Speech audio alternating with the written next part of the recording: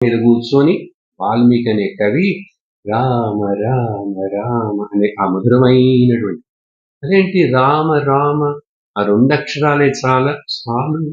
శ్రీరామ రామ రామేతి రమే రామే ఎందుకు ఎందుకు చెప్పాడు శివపరమాత్ముడు పార్వతితో?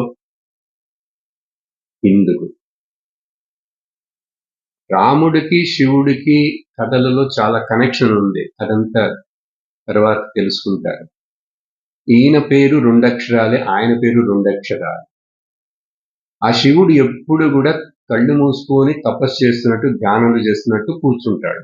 అనేక చోట్ల సహజంగా శివుడి బొమ్మ అంటే కదా శివుడు అంటే ధ్యానంలో. ఆయనే భగవంతుడు, పరమాత్ముడు.